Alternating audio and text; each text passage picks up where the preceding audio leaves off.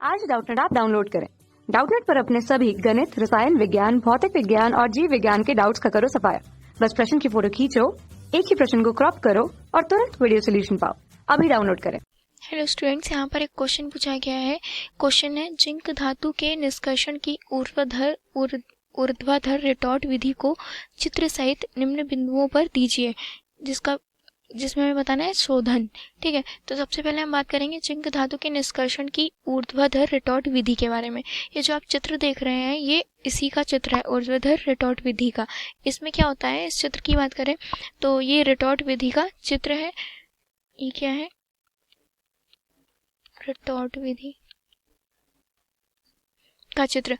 इसमें क्या होता है, ये जो चार्जिंग डोर लगा है, चार्जिंग डोर का मतलब है हम यहाँ पर अपना अयस्क यहाँ से डालते हैं। ये जो जगह बनी है, यहाँ पर हम अपना अयस्क डालते हैं और इस भट्टी का ताप जो होता है वो 1400 डिग्री सेल्सियस होता है। ठीक है, और यहाँ से जो गैस और हवा होती है, ऑक्सीजन, यहाँ से प्रवाहित की जाती है। ठीक है, और यहाँ पर हमारी अविष्ट गैसें यहाँ से निकल जाती हैं। यहाँ पर एक स्प्लेटर रखा हुआ है जहाँ से हमारी जो जिंक होती है वाष्पित होकर निकलती है और हम इसे इसमें संग्रहित कर लेते हैं। ठीक है, और ये प्रोड्यूसर गैस, यहाँ पर भी हमारी कुछ गैसें होती हैं जो यहाँ से भेजी जाती हैं। तो इस प्रकार रिटॉर्ट विधि का जो संरचना होती है, बनी हुई होती है। इस विधि में हम क्या करते हैं, जिंक ऑक्साइड का कोक द्वारा अपचयन करते हैं, जिससे हमें जिंक धातु प्राप्त होती है जो कि वाष्पित अवस्था में होती है। ठीक है, ये तो हो गया जिंक धातु के ऊर्ध्वाधर रिटॉर्ट विधि का चित्र तथा उसका वर्णन। अब हमें शोधन बिंदु पर ध्यान देना है कि शोधन में क्या होता है। तो हमारे स्टेप्स होती हैं जिनके द्वारा हम जिंक धातु का निष्कर्षण करते हैं। सबसे पहले क्या होता है, जो जिंक का हमारा अयस्क होता है ZnS, जो कि सल्फाइड अयस्क होता है, ये प्रमुख अयस्क है जिंक धातु के निष्कर्षण के लिए। सबसे पहले हम उसका सांद्रण करते हैं।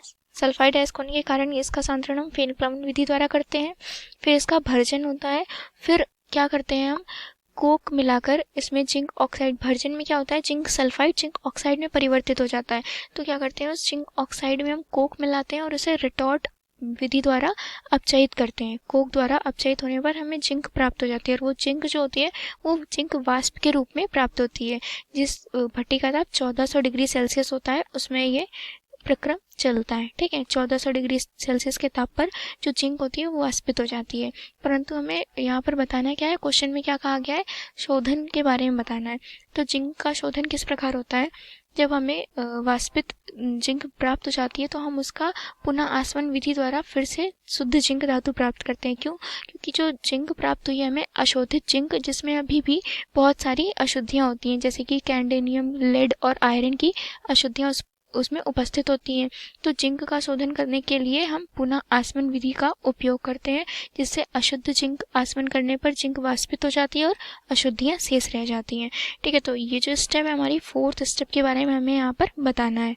तो शोधन के प्रक्रम में क्या होता है, जिंक का शोधन करते हैं, जब हम प्राप्त होती है उसमें कुछ अशुद्धियाँ होती हैं, जैसे लेड आयरन की अशुद्धियाँ उसमें उपस्थित होती हैं। तो उसका हम जो शोधन करते हैं पुनः आसवन विधि द्वारा करते हैं, पुनः आसवन विधि। ठीक है, इसके द्वारा हम अशुद्ध जिंक से शुद्ध जिंक वाष्पित अवस्था में प्राप्त कर लेते हैं और अशुद्धियाँ शेष रह जाती हैं। तो आशा करती हूँ ये आंसर आपको समझ में आ गया होगा। Thank you. कक्षा 6 से 12वीं से लेकर नीट, IIT, JEE वो एडवांस के लेवल तक 1 करोड़ से ज्यादा छात्रों का भरोसा।